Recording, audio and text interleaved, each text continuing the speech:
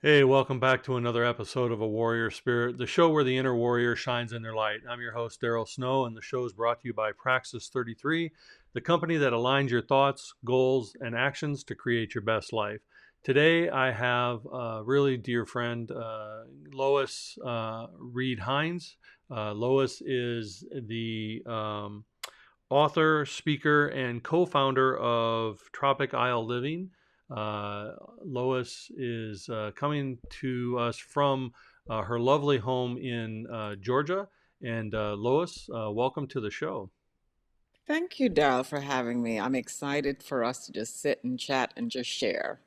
Well, as we are in the first part of 2025 and we're entering into season three of A Warrior Spirit, I'm always really glad to have people like you come join and share your story and share your message. So, truly appreciate that today. Yeah, you're so welcome, and I'm so happy to be here. I really am.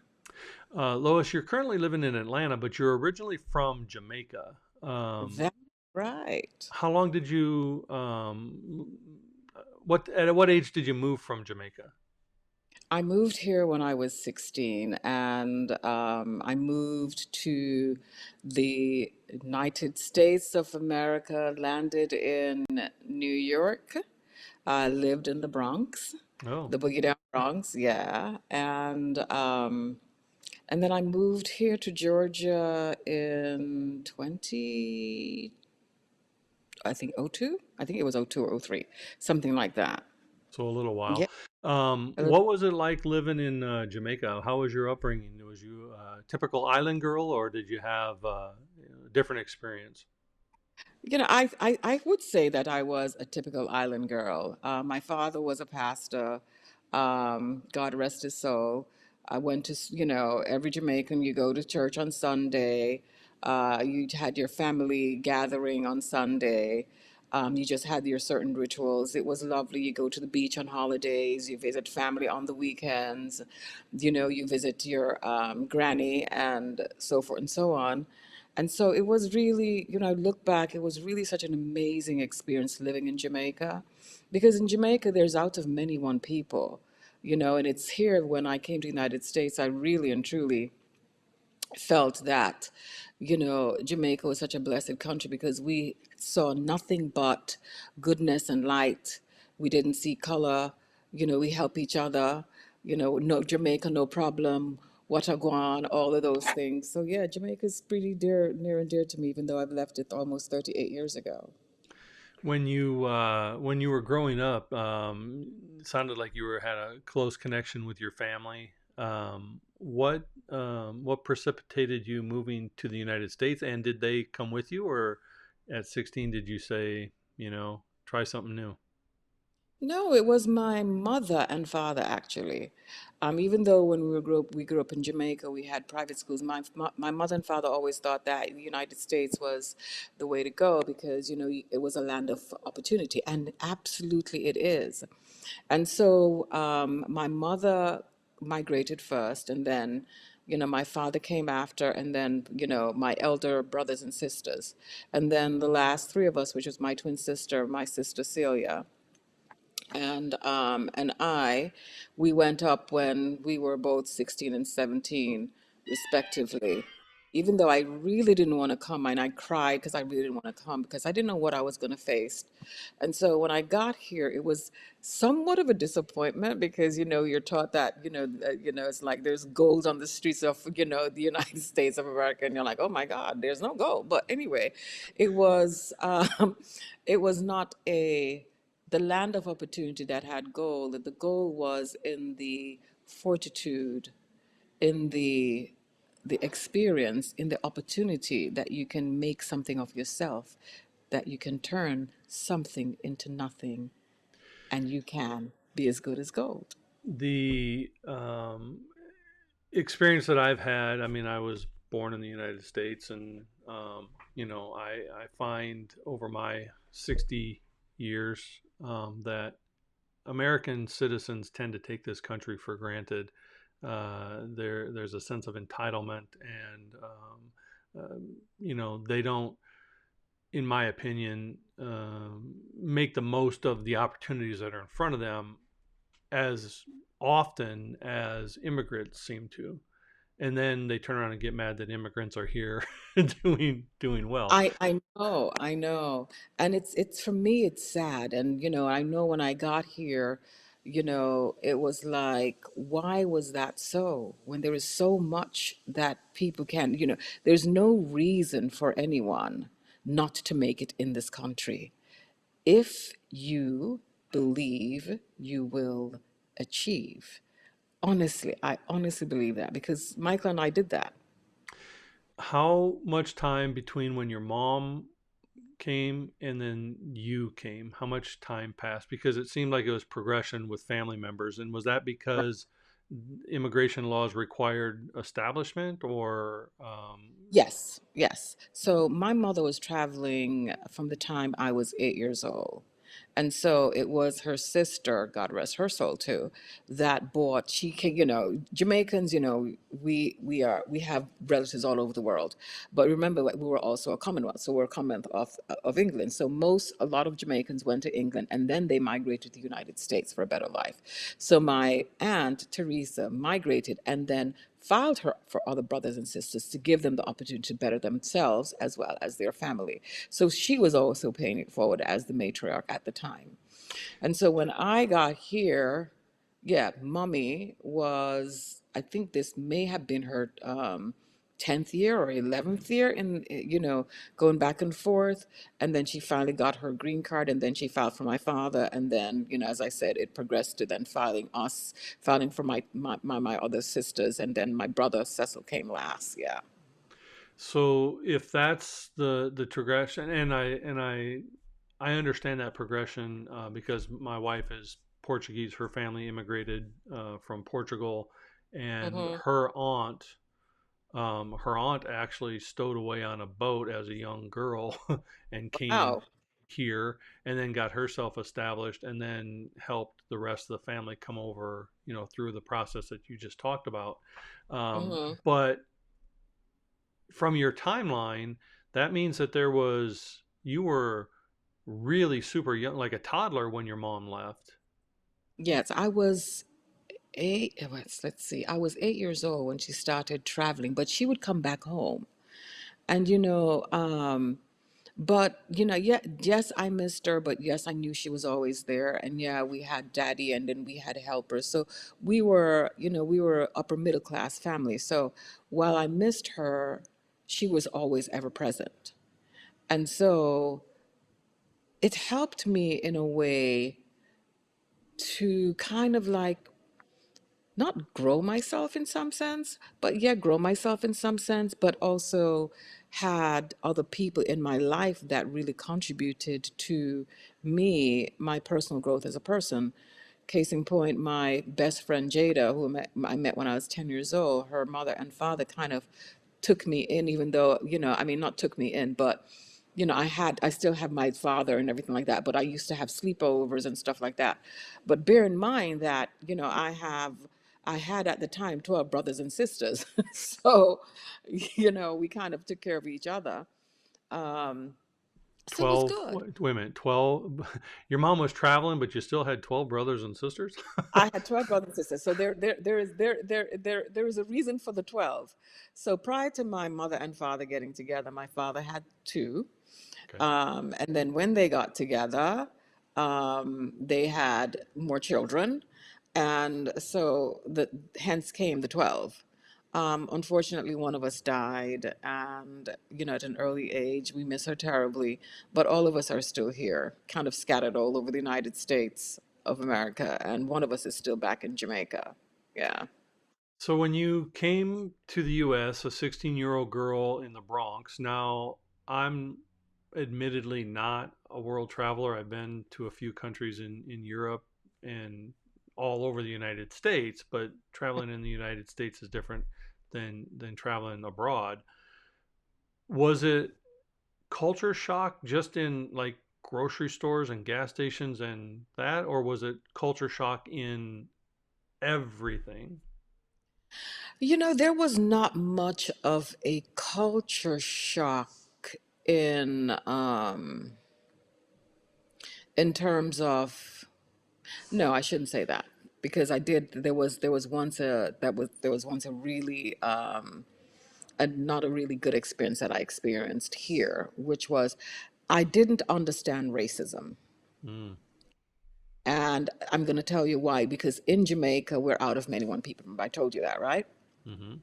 So I was going to John F. Kennedy High School, and I was running across the street, and it was this cop.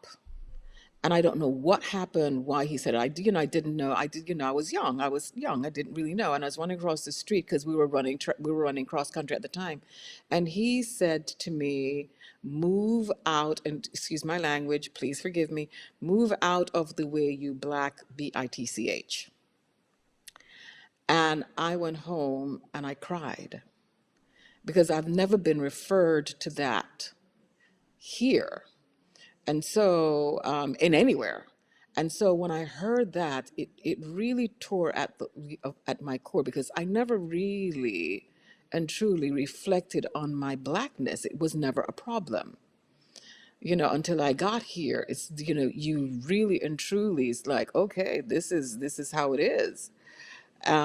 But that did not deter me from,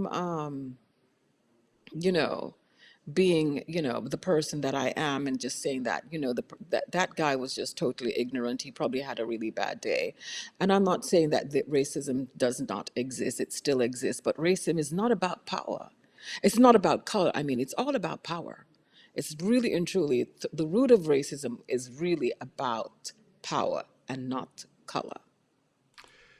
I um, am still appalled that in this country we're 2025 and we still have this issue that we have to mandate and weave our way through. I'm part Native American, Indian, and because I am lighter skinned, nobody knows that as I'm just walking down the street. So I've never experienced racism in the way that others have. But I'm Right. still appalled that others still have to do that, because the only label that I care about is human race. Are you a decent human being? If that is true, I don't care about any other label you want to attach to yourself. Let's just be decent human beings, because at the core, we all bleed red and that's it. That's it. So, Absolutely.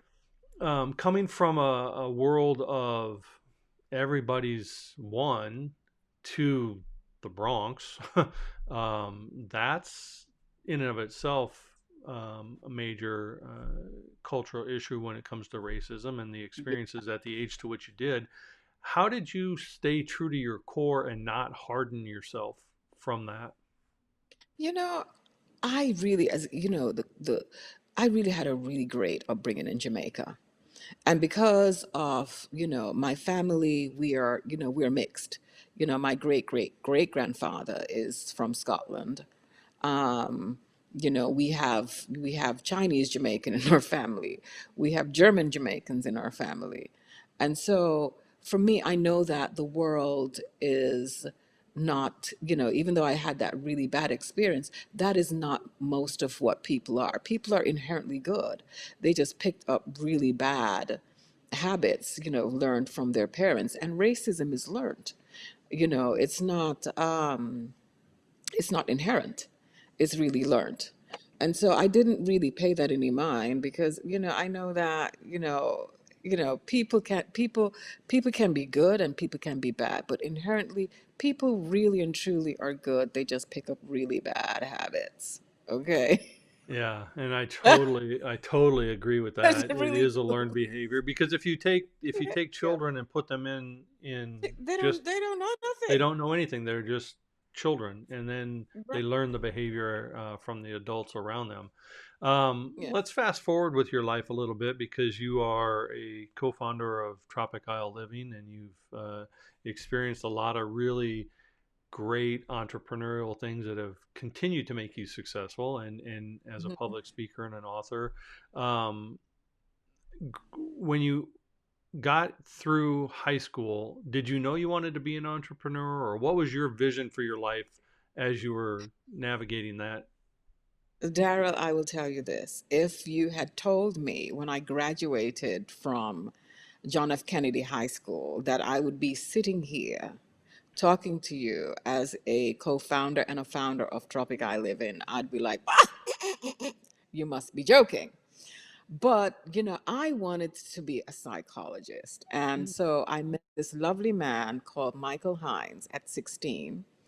And, at the time he was 20 and I was, yes, 16. So we couldn't date, obviously.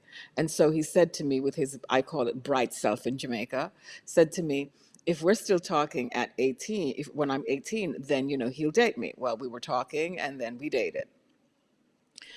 And so with that said, Michael has been the catalyst. He left us, in 2016, and I know I'm jumping around a little bit, but you can always pull me back. Yeah, that's all right. He left in 2016, and but Michael Hines, my late husband, has been such a catalyst for my personal growth, as well as a catalyst in the beauty space that we are right now, as well as a catalyst for Jamaica. I'm not undermining my role either, trust me. But when God put certain people in your life, and you don't know why God put certain people in your life, and you have no idea that that person is going to be there for 30 years, and that you'd have to continue without him, you know, it all makes sense when you look back at the 30 years of knowing this person and the impact they have on your life. When I'm gonna they're pause you to for you a right now. second. Go I'm gonna ahead. pause you for a second only because it is so uncommon for teenage love to evolve into young adult love into mature love. The fact that you started unofficially talking to this guy, seeing this guy, whatever you want to say for legal reasons, because you were 16. Okay. Please, if No, it's you, true. It's true. No, no, no, no. It's true. He actually dated me when I was 18 years old. Absolutely. He was such an but you went from 16 to the time of his passing, not only talking and dating, but married and thriving. yes. That timeline in and of itself is so rare and so unique. Was he also Jamaican? He was also Jamaican. He was very spiritual. He was a unique individual. He was a product of his parents were 14, I think, 14 and 15 or 16 at the time. And so, when he was born, it was really a tough time for all of them. And he did not speak. He could speak, but he didn't speak until he was about maybe 6 or 7. Wow. He did not. He entered first grade, which was, unbelievable because he was so behind. He was in first grade when he was 10 years old, and then his support, his step family helped him through that, and then he gained back his footing and became, in the right grade. But that's another story. It is such an amazing story, but that's the sort of man I married and I met, and we have two amazing children that he left me with, and a legacy. And he just deposited so much goodness and light in terms of, that I could continue on as a widow. Well, And I know from your bio, I know from your bio that he started this company like many immigrants with basically nothing. He zero. had a suitcase, a gallon of Jamaican castor oil, and a hope and a dream. And Yeah. now, through his hard work and your hard work, you've built an empire that is still Hmm. thriving long after his passing, which in and of Yeah. itself is the legacy of what he put together. But the love that you shared is a bigger legacy because of 30 years together, you know, Yes. and 30 years together as young teenage people, where, especially in this country where there are so many ways to pull a couple apart, the fact that you guys stayed together, grew together, went down this path together, that in and of itself is the legacy beyond the company. Um, And you're so right. And you're so right. I'm sorry to cut you off, but I always tell people that Tropic Isle Living was born out of love. And it was a love for, between a man and woman, which is myself and Michael, and a love for country, and being proud of where we are. And because, if you don't have a strong root, you cannot grow. And Jamaica, the culture, the people, our experience, with slavery and with everything else in between, we wanted to put Jamaica on the world stage in the beauty aid industry, and we did, because right now Jamaican Black Castor Oil is now, being used in all these high-end products. So that's why I said that, when I met him, little did I know what the impact we would have, Michael would have, through his efforts and through also his guidance for me as his young wife, and just listening to him and learning from him, and as he learned from me, that would make such a great impact. Love is very powerful. A lot of people don't know that. And success is not really an overnight thing either. nope. And being married for 30 years is not easy, but it's worth it. Hmm. And so a lot of people quit when really and truly they should hold on for dear life, because enduring love is really and truly worth it. And so I can sit here and say today, oh my God, what a life. It wasn't easy, but it was worth it. Absolutely. And I understand that because my wife and I have been together 10 years and none of it has been easy because of her illness. But the love has been strong enough and the roots are grown deeper that it seems like 10 minutes, not 10 years. And when you build on love, everything else becomes secondary. Um, and, Absolutely. and the trials and tribulations, you know, your story is unique, but with Elsa and I, she tried for many years to push me away because she didn't want to be a burden as To anyone. as she was ill. Mhm. And when I first met her, I already felt married to her. And in my mind, the vows are for better for worse, not until something better comes along. So you Right. get you get through the hard And stuff people by always people always think that, oh, grass is green on the other side. no. Nah. No, grass is greener where you water it, and it always takes fertilizer. There you go. There you go. There you go. There you So, go. um, what is it about you as a young woman, growing up in the environment you did, finding this new love that compelled you? Because psychology is different than entrepreneurship, although psychology is necessary in entrepreneurship because Mhm. you have to understand human mind and behavior and things of that nature. What diverted you into the strong woman that you are today? So, according to Michael, right, when he met me, I had this flair for fashion and also self-care, meaning that, I liked taking care of myself, my skin and my hair, even at a young age, as well as, just dressing well. So in Jamaica, there was this, everybody have a granny. Mine was, a bush nanny, as well as a preacher or a spiritualist of some sort. And so I would spend a lot of time with her in Jamaica, okay, and would sit with her and just talk to her, and she would share certain knowledge with me. And so when Michael and myself we worked at this place called Sundial Urban Herbal Products, and Brother Rashan Abdul Hakim, he was very, instrumental in always, talking to us young people and pushing us to really and truly create things for ourselves. So Michael and I technically started off with selling, fish from Jamaica, and then we decided we're not going to do that because we found out that the fish was, being raised in a way where it was not conducive to human consumption.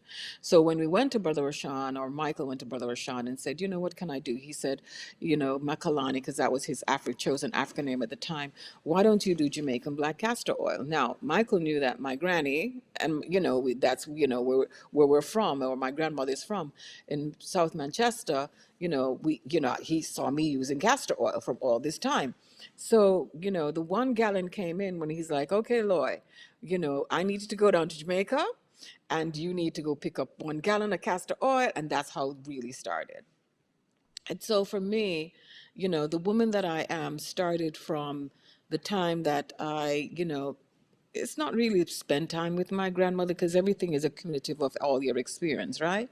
But I think my paradigm shifted really and truly when I spent time with my grandmother Adassa, and we fun lovingly call her Ansa. And so she would, share with me, and I would be the only one out of all of us to sit there and spend time with her, and she see her in the kitchen, on her stove, her outside stove, cooking, her chicken, and the way she would season her chicken with all these, they call it bush in Jamaica, which was rosemary and basil and all that stuff. She would not use any sort of seasoning, and she would actually boil the castor oil. Guys? We had a momentary glitch, so technology is great when it works. But we got Lois all back, and she was telling us about watching Grandma boil the castor oil. Yeah, so my grandmother was really instrumental in, kind of self-care. She's always, she was a bush nanny at the time, and she was the one who kind of like, kind of head me in the direction of, making sure that I take care of myself, take care of my hair, because when she died, honestly, she'd had hardly any wrinkles, and she was about 91 or 92 or something like that. So I learned about what it's, the rituals that you would do from her as she learned from her African ancestry. And so she was the one who was saying, the castor oil is not just only for here, but it's also can be used for a myriad of things. So in Jamaica, our Jamaican black castor oil is known as the all-purpose healing oil. And what does that mean? I mean, castor oil. Man, I'm aging myself now, but when we were when we were young toddlers, I remember my grandparents giving us a tablespoon or a teaspoon of, felt like a gallon, but a teaspoon of castor oil to drink when we were, not feeling so well. And so when you say an all-purpose healing oil, I have PTSD flashbacks about that. But what I'm do sorry. you what do you refer to when you say it? Well, so here's the thing. Everybody in Jamaica, when growing up, now I'm showing my age too, even though I'm, 55, I'm a little bit younger than you. We would have something that we would do called washout. No, right? Washout is really detoxing. Okay, so before we go back to school, our parents would give us a washout. Now the washout would consist of some herbs, which included senna and senna pod and some other stuff that would kind of give you like diarrhea. And so the other thing that people would commonly use is Jamaican black castor oil, okay, to kind of cleanse your body. So I hear you, I understand. I did not have PTSD like you did. Yeah, yeah, got it. Okay, but not only that though, my grandmother was a bush nanny, and so she would or a doula in this respect, or a midwife you call it. So she would use castor oil to one, um, aid in, if the woman was having a problem giving birth, she would massage the cervix with castor oil to kind of, help the child to kind of, come out of the birth canal. Then she would also use it for the baby's umbilical cord to heal it. Now, she would also use, if she had any bleeding or if any cuts, you can also use it like that. If you have psoriasis, if you have eczema, you can also use it in that respect. If you have like, cysts in your breasts, or if you're having painful cramps, my grandmother would say, come here and use the castor oil. You know what I mean? So that's why we called it the all-purpose healing oil, because it can be used for a myriad of things. Now, Jamaican black castor oil is totally different from castor oils that are out there in the marketplace because of how we traditionally, extract the oil. So I just want to make that very clear. Jamaican black castor oil is dark in color. It is has a nutty scent because we roast the beans, and it's also through a water filtration extraction system that we use to kind of harness the nutritional value of what's in the castor beans. That's just a sidebar. I needed to say that. Sure. Is Okay. is the time with your grandmother and learning these non-traditional healing methods something that connected you more spiritually to your own spirituality, or did it light the fuse for wanting to be entrepreneurial? I mean, how did you use it later in life? You know, wow, that's an amazing question because you got me thinking. Because at the time, um, she would sit with me at nights, and so you're bringing back some really great memories for me. And she would sit with me at nights around her lantern, and she would have her Bible out and her hymnal, and she would read a scripture, and then she would have me sing with her.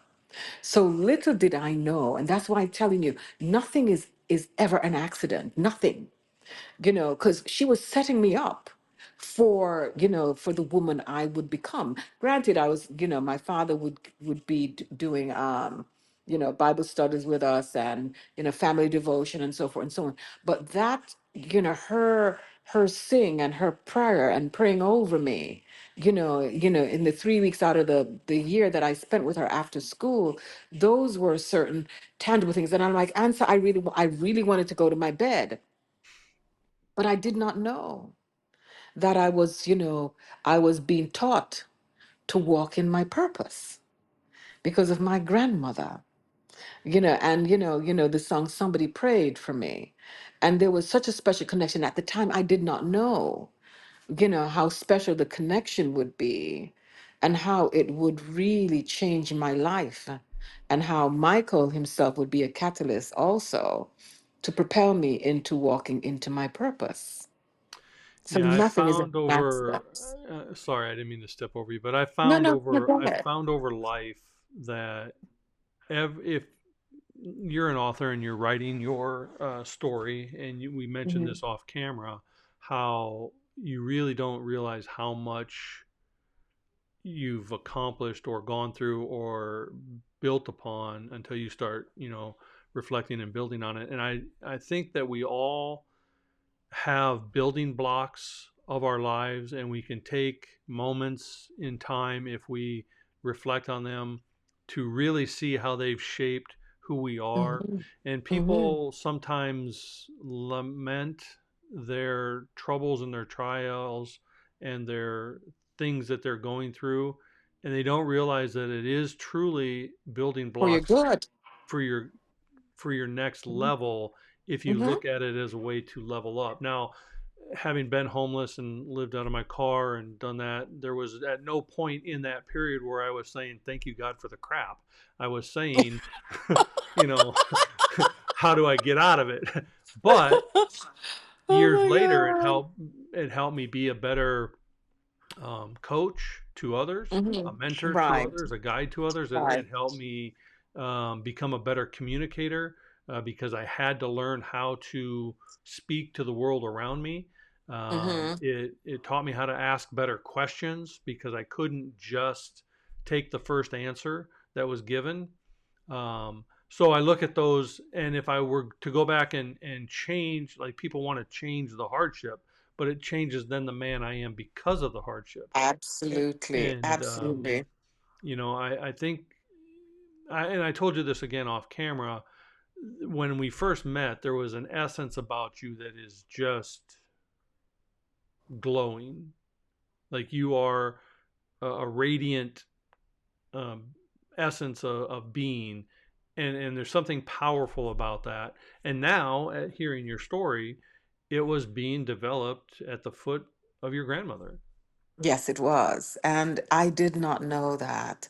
And, as I said, when I look back and, even teaching my children, that everything that you are experiencing now, no matter how great or small it is, it's setting you up to walk into your purpose. And so, it doesn't matter where you are in life or you're struggling right now. Guys, I tell you, it is for your good. It feels terrible, but it's for your good.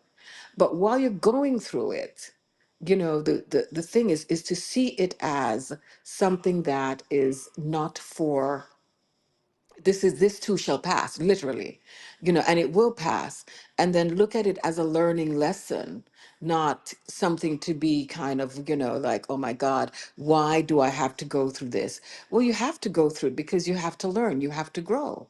You know what I mean? With growth comes knowledge, and when you grow, right? And so that is, it's so funny. I was talking to my son the other day, and we were just talking about the same thing. And he was asking me, Mommy, I feel like I'm not getting anywhere. I said, sometimes, honey, you have to stand still, pause a little bit, think about where you want to go, and then, take the first step to that, and then take another step and another step. And then on that journey, there's going to be pitfalls. They're going to be, roadblocks. They're going to be, what do you call it now? What do you call that thing? Road, when there's a pothole in the road and there's stones and everything, but that does not mean that you are not still moving. You are moving ahead. Yeah. You're moving over them, under them, through them, across them, jumping over, all And that stuff. But you are moving. I think you're absolutely right to let your son know, there's beauty in the pause, Yes. and there's, and I tell my clients this all the time. It's okay to pause and rest, just don't camp there. There you So, go. as long as you're still okay, regaining the knowledge and the experience. And I just had this discussion on last week's episode. Um, so those who listened last week will hear this again. But everybody talks about the transformation from the caterpillar to the butterfly, and they talk about the Hmm. beauty of this transformation.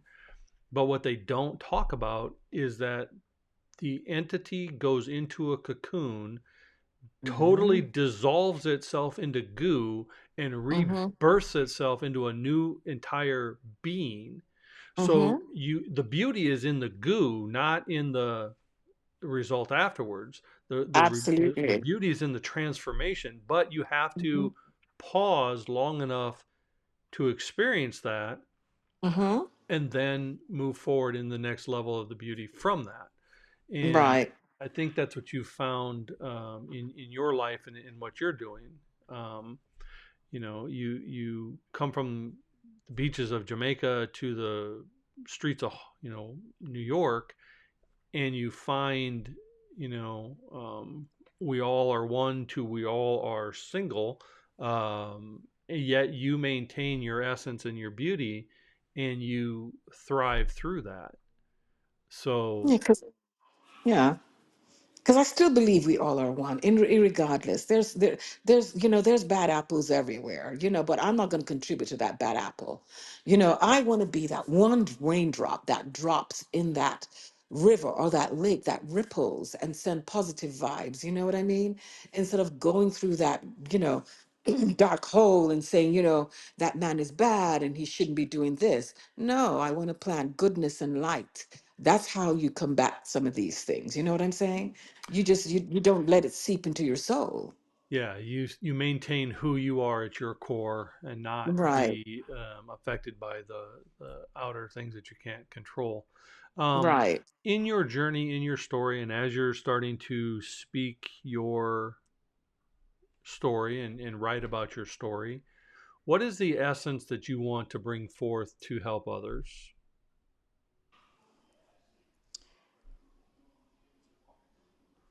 You know, I've always asked God, when I was going through everything, to always let me be a blessing to others.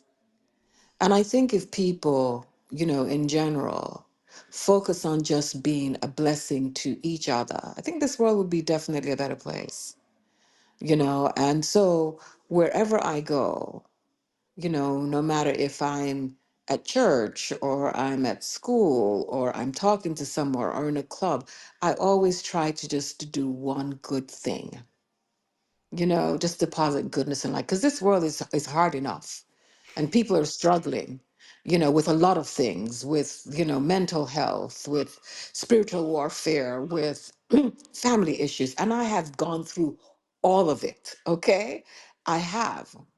But the core of me, you know, the core of me has always just wanted to maintain the goodness and light that the Creator has just deposited in me. And so that's, you know, I know it sounds very simplistic, guys, and it is not. It's hard to do when you're combated with, you know, some strongholds and you're thinking that, you know, because I've had years of going just constant struggle and thinking, there's no way out. When I can tell you this, when I was going through the struggle and the constant, I did not tank because, you know, if you believe in a higher power, you know when you're good and you're walking in his grace and favor, he's carrying you and you're learning from that experience. Trust me when I tell you, and I could go through so many other stories, but throughout all the struggles, I have learned that this too shall pass. It's only to mold me and make me and break me into the person that I should become and walk in the favor and the light of my Creator. That in and of itself is a beautiful way to live. You mentioned something that um, caught my attention because of my own experiences and my life with Elsa. When you talked about spiritual warfare, can you give us kind of a glimpse at what that meant for you? Because I know what it meant for us. Okay, so okay, case in point, after my husband died, Michael, I went through, I would say, 7 years, and this is now going on year 9 now that he passed. And you know, after he died, I went through, you know, Seth, family members walking out and I didn't have any social support, any family support, you know. Um, from, you know, people who you thought had your back didn't have your back, and it's like everybody scattered. And so what came in what I thought was goodness was, you know, some people came in wolves in sheep clothing, and you know, some business transaction didn't go right, and I just kept on praying, and my twin sister kept on praying, and you know, my other sister Celia, who's a pastor, and she's like, Loy, if you have a stronghold on your life, you know that when you are highly blessed and favored, you know your challenges are going to be greater, but just stay the course and stay focused. You know, this is what, you know, God has a purpose for your life. You know, do not let anything that you're going through affect your heart, affect who you are to the core as a person. And then I remembered my girlfriend when I was, you know, Michael, you know, he died of brain cancer, and she was telling me, don't read about it, you know, and I'm like, why do I have to go through this? We were just about to kind of settle in all that stuff. Why do I have to go through? And then she said to me, Loy, God gives his toughest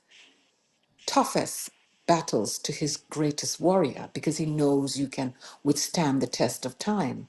Because he's testing you so that you can have a testimony and that you can be a blessing to others.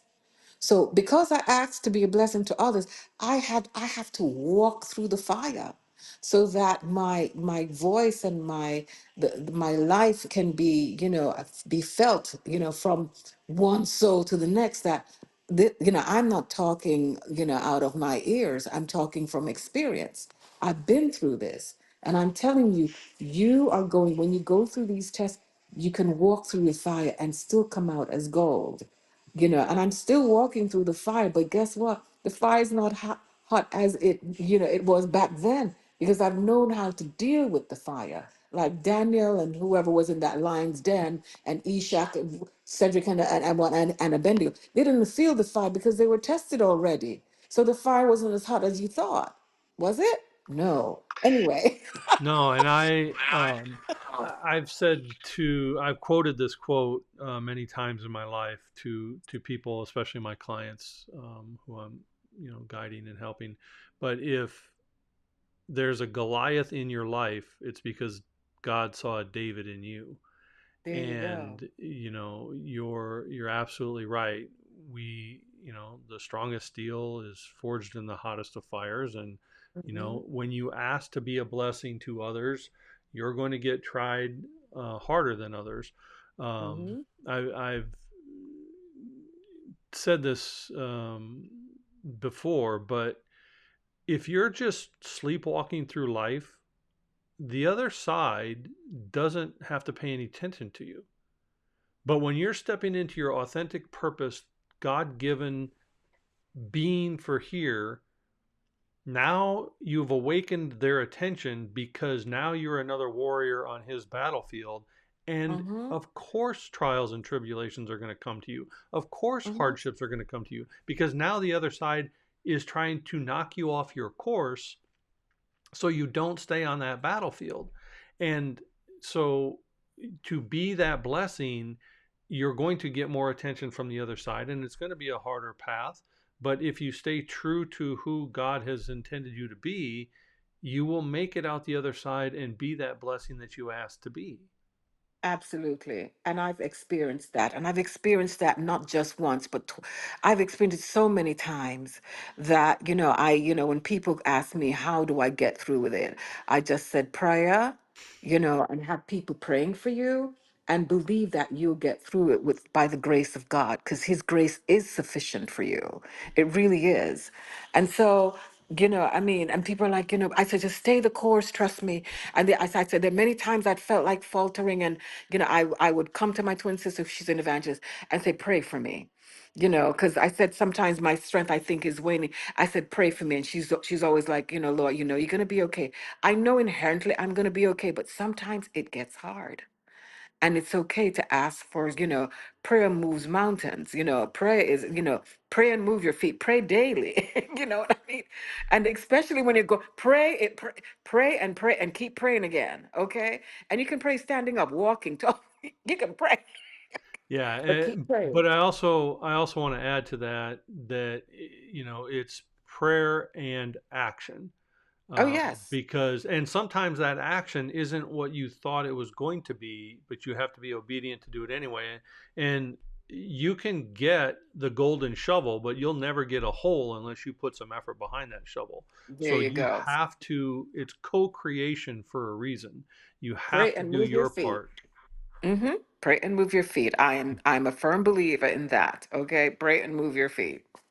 Well, I love that you are embodying what you are doing to help impact and change this world. I know your story is going to impact others, and I'm going to ask you one final question that I ask all my guests, and this leads right into it from where you were just speaking.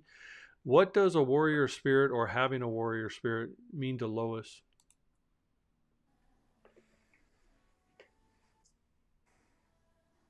Hmm. When you fail, get up. You will fail as many times, but you always get up, because when you fail and get up and constantly keep getting up, you will succeed. But also remember, God, whoever that higher power is within you, okay? He speaks to you. Listen to that still small voice and walk into your purpose. That is the warrior spirit. Failure is not a bad thing. Failure is there for you to learn and succeed.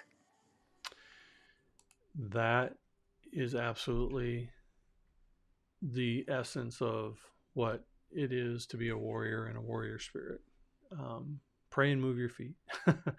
Friend, I repeat. appreciate you joining us on this episode, and thank you for sharing your story. You're going to continue to be a light upon this world and continue to do great things for others. I thank you so much, Dal, for even inviting me so I can just relax and share my story in a very unorthodox way. I love the way you approached it. Thank you so much. You are yourself also a light. Thank you. I appreciate you. Blessings upon blessings. Oh, thank you very much. And if, whoops, sorry. uh, if you actually want to connect with Lois, you can reach her at tropicalisleLiving.com.